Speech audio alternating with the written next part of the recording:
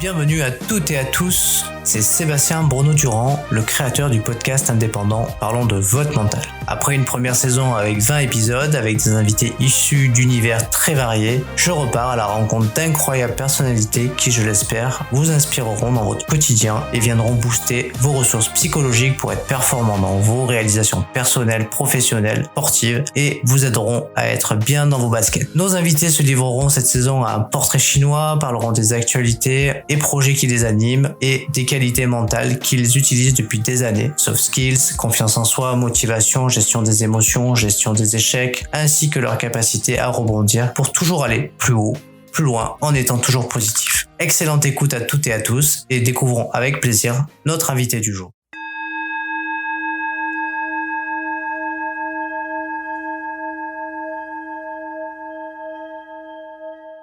Bienvenue dans un nouvel épisode de Parlons de votre mental. Pour ce nouvel épisode, j'ai la chance d'accueillir sur le podcast un jeune pilote dont le rêve est de devenir pilote professionnel. Et je suis heureux d'accueillir Lucas Papin. Salut Lucas. Bonjour. Alors Lucas, ça va? C'est ta première interview ou t'en as déjà faite? Non, au contraire, je commence à m'y faire un peu. Je commence à voir le métier qui rentre, mais c'est cool. Merci beaucoup de m'accueillir. Bah écoute, avec grand plaisir. J'ai saisi l'opportunité de faire cette interview avec toi parce que j'avais pas eu encore de pilote. Je trouvais ça intéressant de pouvoir accueillir un jeune pilote après avoir accueilli une jeune footballeuse qui veut être aussi professionnelle. Donc du coup, écoute, tu connais un peu le principe de l'émission? Oui, rapidement, je me suis renseigné. Ouais. Bon alors du coup, on va commencer par faire ton portrait chinois. Puis ensuite, on parlera un petit peu de ton mental et puis de ton parcours dans le sport auto. Puis tu pourras nous parler un petit peu aussi des difficultés que tu traverses aussi en ce moment, parce que dans le sport automobile, on sait que c'est très difficile de trouver des partenaires économiques pour ces saisons, et tu pourras nous en parler un petit peu. Et puis c'est parti, on y va. Allez, feu. Alors Lucas, tu as quel âge là? Alors là, actuellement, j'ai 17 ans, je me dirige vers les 18 ans, je serai enfin majeur à partir du 29 décembre. Ok, bientôt l'âge d'avoir ta première Ferrari, c'est ça? Ferrari, peut-être pas, j'ai pas encore l'argent pour me la payer, mais on va avoir la voiture, tout va être bien, on continue les études, et puis c'est le début de l'autonomie, ça fait plaisir. Alors on commence par un petit portrait chinois, et tu verras, c'est très simple. Je te pose une question, t'essayes de justifier ta réponse à chaque fois. Ok, on est parti. Alors Lucas, si tu devais choisir une couleur, laquelle serais-tu et pourquoi? Le noir, ça a toujours été ma couleur préférée. C'est une couleur assez sombre, comment je pourrais justifier ça? Non, c'est une couleur assez sombre, et puis je pense qu'il faut être très calme, notamment dans le milieu du sport. De toute façon, en général, c'est très souvent blanc ou noir, soit on a raison, soit on a tort.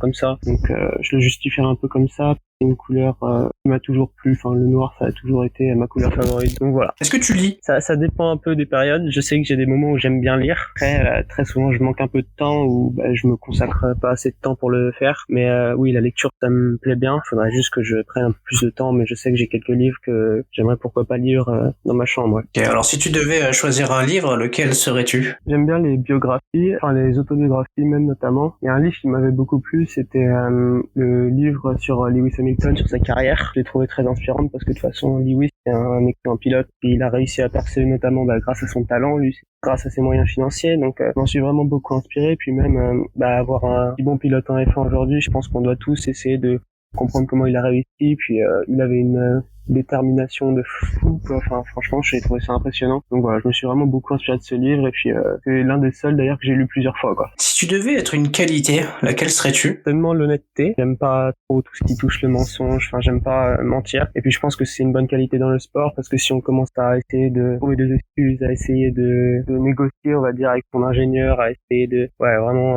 rejeter la faute, on peut pas progresser. Le but, c'est vraiment d'être honnête avec soi-même, de savoir où est-ce qu'on a bien travaillé, où est-ce qu'on n'a pas réussi à tout assembler. Même si parfois c'est la faute de la voiture, faut pas oublier que le pilote est pas non plus tout le temps infaillible, et je pense que c'est le meilleur moyen de progresser. C'est bien l'honnêteté. Si tu devais choisir un mot, lequel serais-tu? Je dirais quand même simplicité, parce que même si on pourrait dire que ma vie est parfois un petit peu mouvementée ou passe beaucoup de choses, ça n'empêche que j'aime beaucoup les choses simples, même si parfois, bien sûr, pas très compliqué, très facile plutôt d'être, on va dire, tranquille, que il y a des périodes qui sont assez lourdes. Ça n'empêche que j'aimerais toujours me retrouver en famille ou avec des amis, vraiment tranquille. C'est vraiment les moments que j'apprécie le plus. Le sport, c'est quelque chose, mais il faut pas oublier qu'il y a une vie à côté et qu'elle est importante. Ah, bien ça, de savoir aussi avoir d'autres piliers pour pouvoir, Enfin, il y a le projet sportif, mais c'est bien d'avoir d'autres piliers pour pouvoir aussi s'évader un peu et se ressourcer. Bien sûr. Allez, un petit peu plus dur. Si t'étais un animal,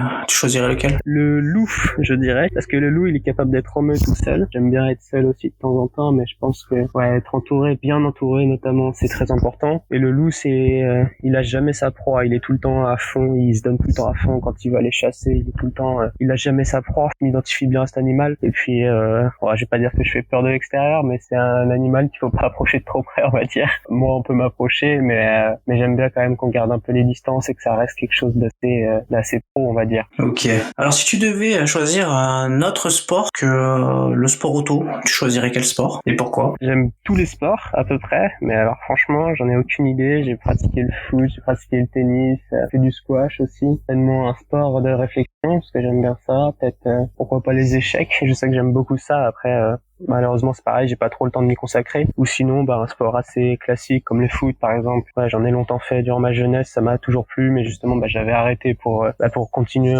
et pour développer ma carrière en sport auto. Donc, un de ces deux sports me conviendrait bien. Ok.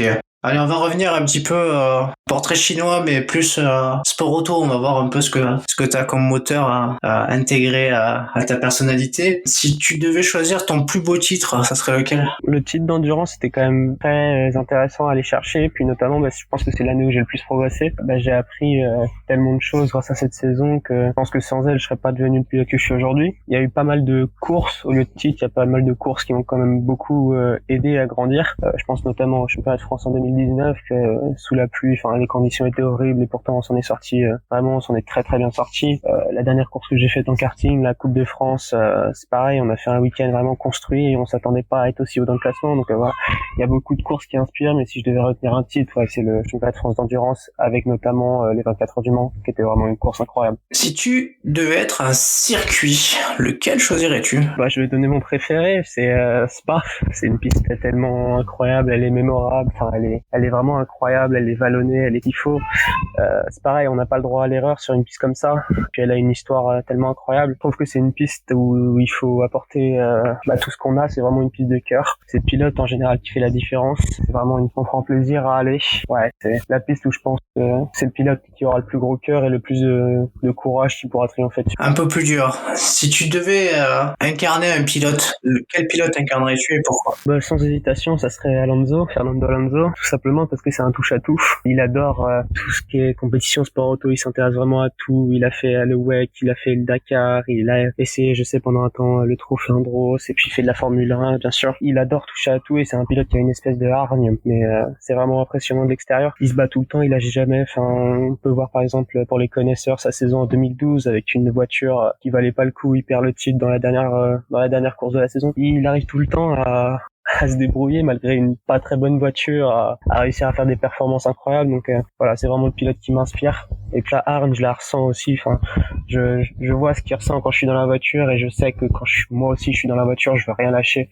Et c'est mon modèle depuis tout petit. C'est mon pilote préféré. Donc si je pouvais devenir comme lui, ça serait déjà un énorme step. Ok, et une petite dernière pour clôturer ce portrait chinois. Si tu devais être le meilleur souvenir dans le sport auto, des choses que tu as pu observer de l'extérieur, tu vois, parce que t'es fan d'auto, mais des fois tu regardes certainement des grands prix ou donc si tu devais être ce meilleur souvenir, ça serait lequel? Il y en a tellement. La victoire de Gasly en 2020, elle était quand même très importante, notamment pour la France. Ça faisait 24 ans, un peu plus de 24 ans qu'on n'avait pas eu de vainqueur, donc je pense que ça a fait vraiment plaisir à la France. Trouver un vainqueur en sport auto français. Puis je me rappelle que pendant les 20 derniers tours, c'était avec mon père à l'époque, on était derrière la course, on regardait aussi, on a regardé la course, on regardait les chronos aussi, on priait pour que ça tienne face à, c'était Sainz à l'époque. On était vraiment à fond, c'était un souvenir incroyable. Puis c'est ce qui a aussi donné un engouement à la France pour le sport auto. Et ça a vraiment permis aussi, je sais pour beaucoup de mes amis, c'est à partir de ce moment qu'ils se sont mis à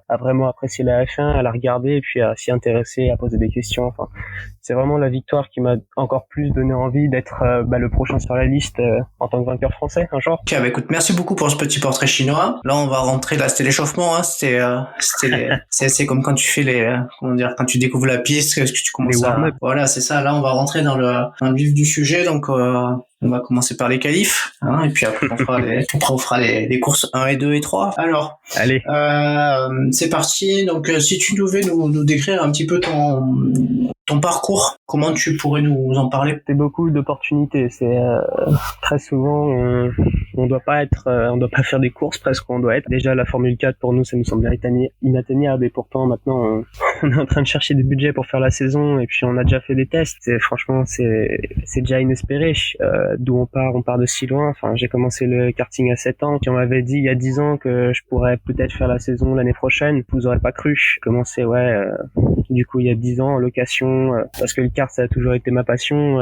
J'ai commencé sur les genoux de mon père, même pas un an, j'étais déjà en train de jouer aux jeux vidéo avec lui ou à ranger la voiture dans la cour. Donc c'est vraiment que des opportunités qui m'ont permis de monter. Je pense aussi au volant assez haut que je gagne en 2016 qui m'ouvre les portes de la Saudi Racing School et donc qui me permet de rencontrer Marc Berthaud qui travaille à la FFSA, qui est vraiment un coach incroyable qui m'a toujours soutenu dans ma carrière et qui m'a notamment permis de participer au championnat de France d'endurance, à faire les 24 heures du Mans. Donc c'est notamment des opportunités qui m'ont permis de grandir en tant que pilote et puis je suis extrêmement reconnaissant de tous les gens qui m'ont aidé. Si tu devais avec le recul, si tu regardes un petit peu, alors même si t'as une jeune carrière, c'était jusqu'à présent là, c'est quoi ta plus grande satisfaction? En termes de résultats, je vais pas donner un résultat en fait, je pense que je vais juste dire que je suis fier de pas avoir lâché. Il y a tellement de jeunes pilotes qui ont abandonné, qui ont baissé les bras. Enfin, en même temps, c'est un sport vraiment compliqué. Notamment, on va en parler aussi, mais des inégalités dans le sport, c'est pas toujours facile. On n'a pas toujours, j'ai pas toujours eu la chance d'avoir le matériel nécessaire pour gagner. Mais ça n'empêche que je me suis toujours battu. Il y a des courses où je dois pas finir là où je finis. Et pourtant, on se bat et puis on lâche rien et puis ça finit par faire un excellent résultat. Il y a pas de résultat. Je pense que je suis surtout fier de m'être donné à fond tout le temps.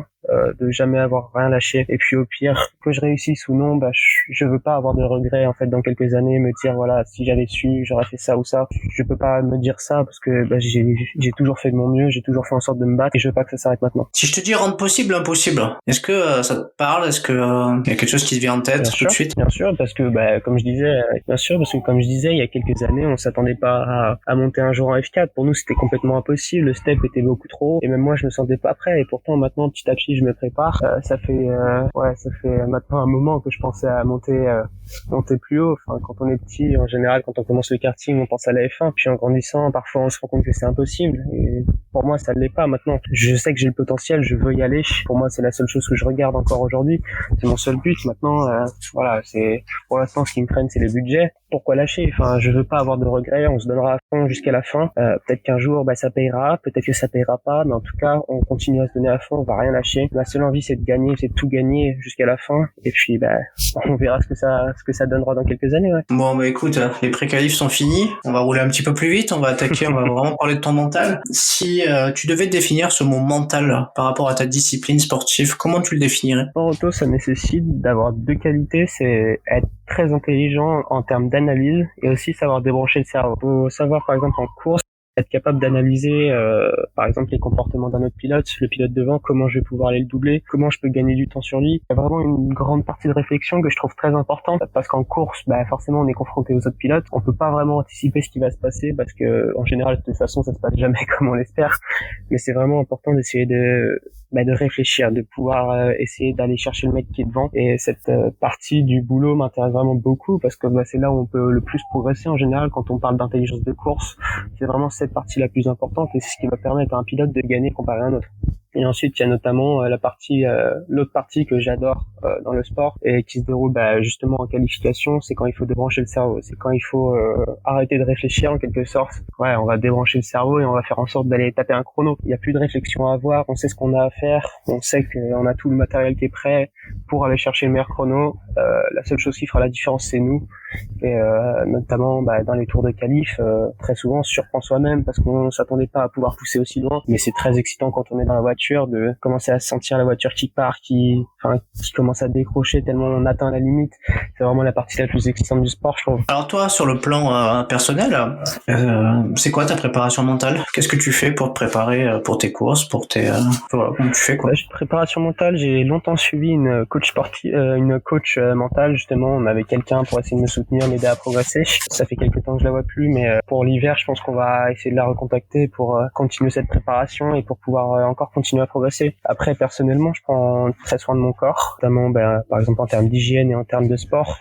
Je continue à essayer de pratiquer le plus de sport possible et de bien manger, enfin vraiment écouter son corps, faire en sorte que tout soit bien, que notre corps n'ait pas de soucis. Je pense que c'est la principale cause du bien-être mental. Et ensuite, bien s'entourer. Je sais que j'ai ma famille qui sera toujours là pour moi, tout le monde est derrière moi. Avoir des amis qui sont prêts à aider, j'en suis très reconnaissant parce que je pense que je suis vraiment bien entouré, notamment amis et famille, je suis très très bien entouré. Faut vraiment être dans une bonne ambiance, dans une bonne dynamique et pour l'instant je suis vraiment content de comment est mon état mental et puis ensuite ne rien lâcher encore, mais faut jamais lâcher. Du coup, comme je te disais, comme on lâche rien, du coup on va se mettre en piste, on va faire la première course. On va parler de ta course. Allez, feu, on part en pôle ou pas? Ouais, on part en pôle. Est-ce que t'as confiance en toi ou pas? Ça dépend, on va dire. Dans la vie de tous les jours, c'est pas toujours simple, mais je sais que par contre, quand je suis dans une voiture ou dans un car, là, on va dire que c'est le mental de tueur, on va dire. Pour moi, il y a rien qui peut m'arrêter. Dans la vie de tous les jours, c'est vrai que c'est un peu plus compliqué,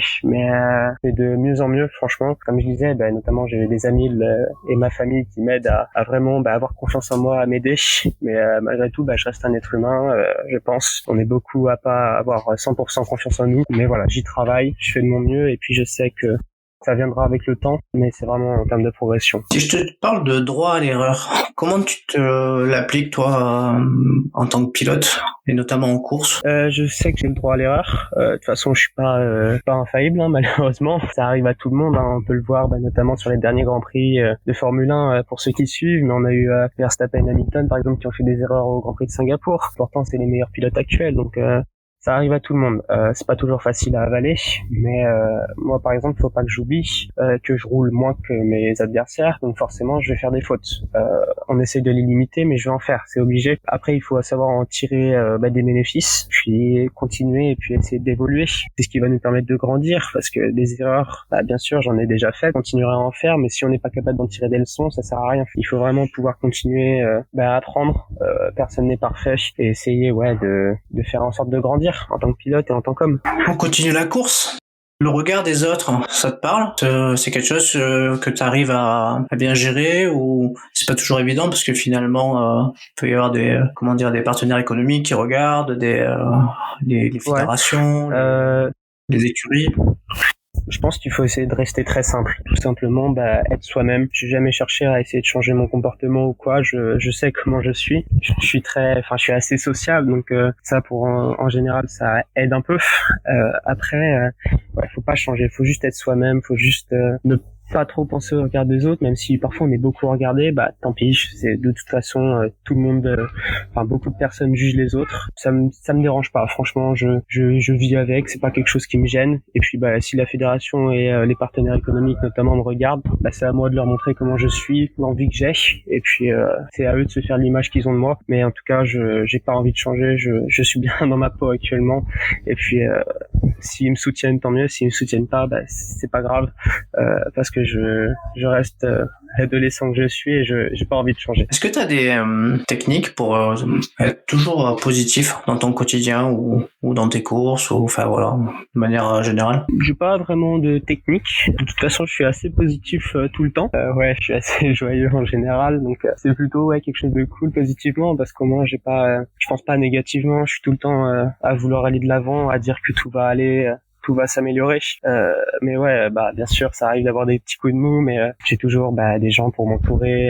Si on a envie de rigoler, on n'a qu'à appeler un ami, discuter avec ses parents, et puis ils seront toujours là pour me soutenir. Il n'y a pas vraiment de technique particulière, mais je pense que l'entourage c'est très important pour pour pouvoir se sortir de mauvaises situations et puis pour pouvoir continuer à bien se sentir. Bon écoute, la course 1 est terminée. Je crois que tu as terminé premier. On se prépare pour la course 2, tu es prêt? Ouais, ça marche. Allez, on parle de motivation. Est-ce que tu as des petits trucs pour te motiver? Avant une course, en général, j'aime bien repenser au week-end qu'on vient d'effectuer, notamment quand on prend le départ de la finale. J'aime bien regarder de là où on vient, parce que parfois les week-ends sont pas toujours simples et je pense qu'il faut surtout se remémorer le week-end, les efforts qu'on a fait, tout ce qu'on a fait pour progresser. Chaque week-end, on part d'assez loin pour arriver au top, donc il faut savoir tout mettre dans l'ordre et puis après tout le temps motivé à bloc de toute façon, mais j'essaie vraiment de me mettre dans un bon état mental, me dire allez, c'est bon, on va de l'avant, c'est la dernière, on va y aller, on va y arriver, on va réussir. Et puis après, on met tout notre courage sur la table, on va dire. On met toute la hargne qu'on a. Je suis toujours motivé à bloc avant un départ. De toute façon, il n'y a jamais de souci. J'ai toujours envie de me défoncer au volant. Enfin, j'ai vraiment envie de gagner. Donc pour ça, il n'y a pas de souci. J'ai pas particulièrement de technique non plus, mais je sais que de toute façon, à chaque fois que je suis derrière un volant, j'ai envie de me battre. J'ai toujours cette envie de gagner. J'ai toujours cette envie de progresser. Et puis, peu importe le résultat, au pire, moi, du moment où je prends du plaisir et que je réussis à me donner à fond et que j'ai aucun regret, je pense que c'est une bonne chose. Mais je suppose que tu te fixes des défis quand même, donc ça peut être une source de motivation pour toi. Bien sûr, je m'en fixe presque trop dans la vie quotidienne. Ouais, se fixer des défis, notamment par exemple quand on part d'une course, qu'on part dans le top 3, le défi il est clair, hein, c'est d'aller chercher la victoire, d'aller chercher le meilleur tour. Enfin, c'est vraiment d'atomiser tout le monde, on va dire. Il y a pas de doute à avoir. Mais ouais, les défis, ça nous permet d'essayer d'aller chercher plus que ce qu'on pensait être capable. Je pense à des courses notamment où je partais très loin.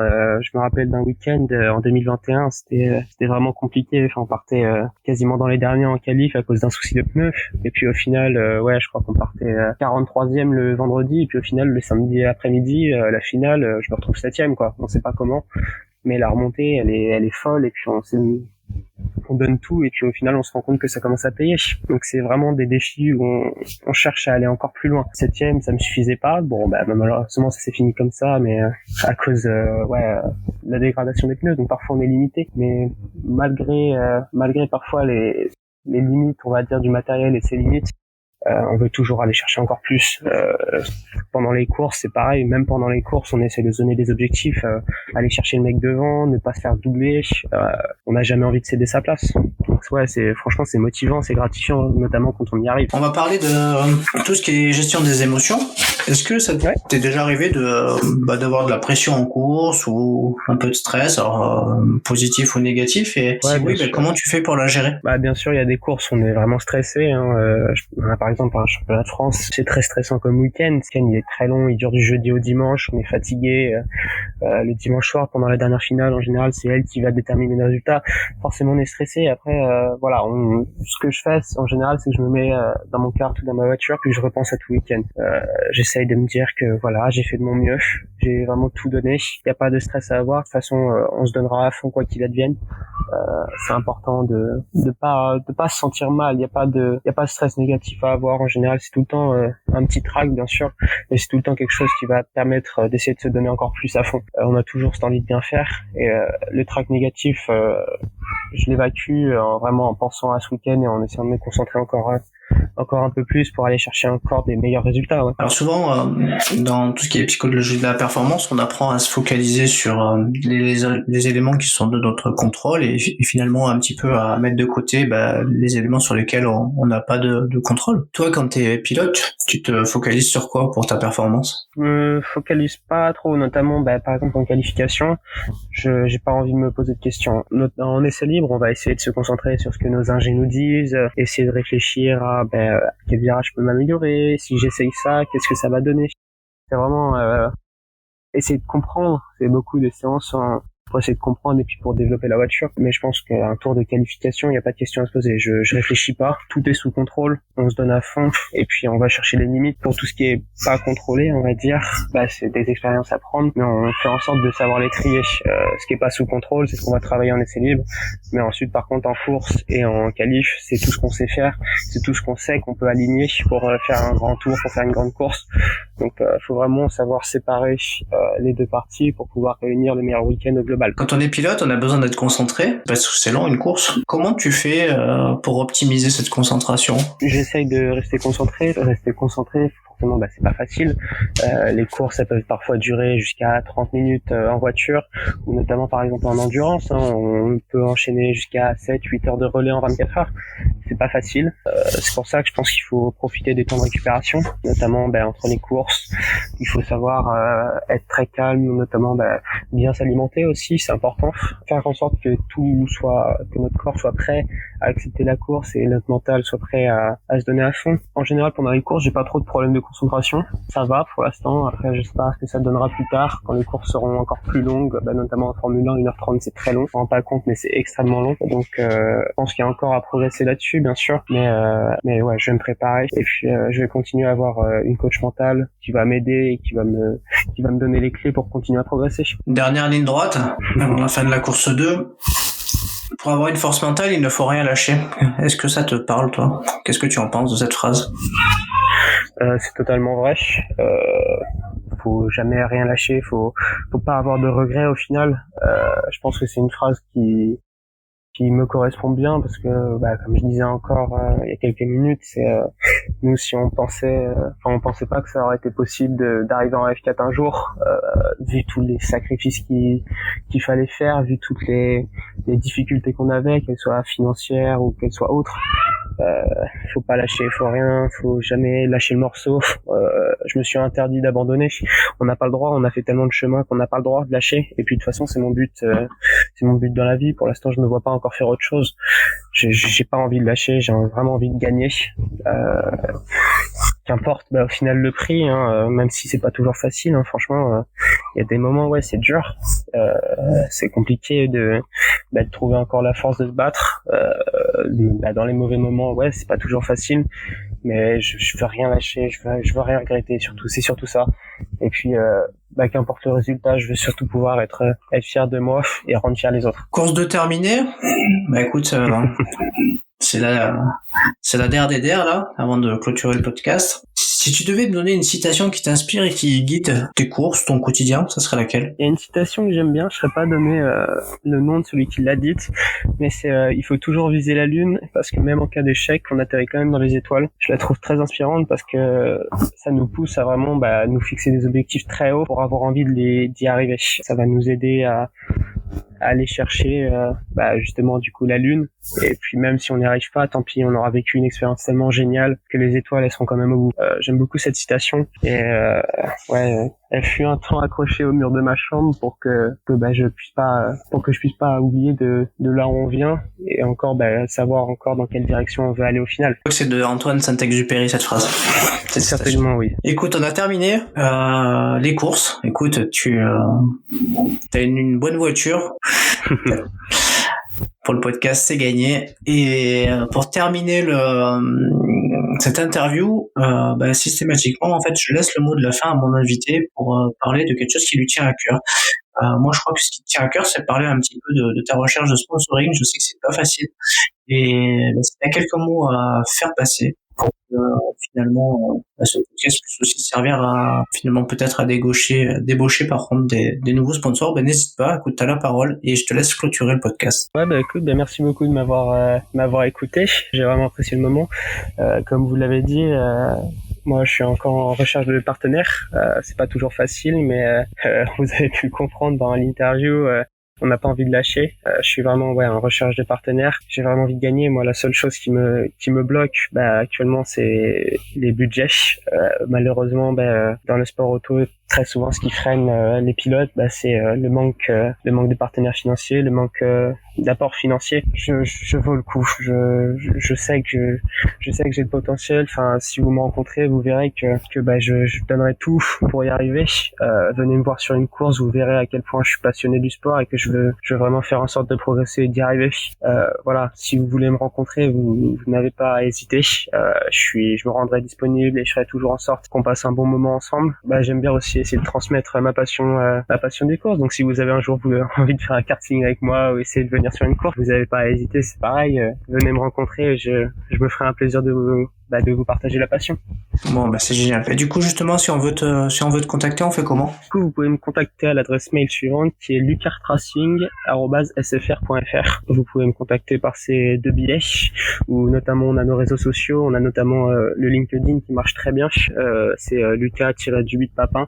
Vous pouvez me contacter par tous ces médias et puis je me ferai un plaisir de discuter avec vous. Mais écoute, en tout cas super. En tout cas, c'est des médias que j'utilise moi aussi et du coup, dès que le podcast sera prêt à être diffusé, il sera mis en ligne sur les différents réseaux sociaux. Merci beaucoup, Lucas. Et puis écoute, je te souhaite plein de bonnes choses pour ta saison et puis j'espère que plein de partenaires économiques te rejoindront pour te soutenir dans ta dans ta quête vers la Formule 1. Ça marche. Ben, merci beaucoup à vous. C'était vraiment super. Puis à bientôt. Merci beaucoup Lucas. À très vite. À très vite. Au revoir. Si t'es arrivé jusque-là, c'est que cet épisode t'a certainement plu. Alors, merci d'abord pour ton écoute et ta fidélité. Et pour te remercier, je t'offre un cadeau. 30 minutes de coaching avec moi pour t'aider sur le sujet que tu souhaites. Pour obtenir ton cadeau, laisse un avis et un commentaire sur Apple Podcast via iTunes et fais une copie d'écran, tu me l'envoies, je te la partage dans la foulée sur mes réseaux sociaux et je te contacte également pour que tu me parles de ton mental. Bye bye à toutes et à tous, on se retrouve très prochainement pour un prochain épisode.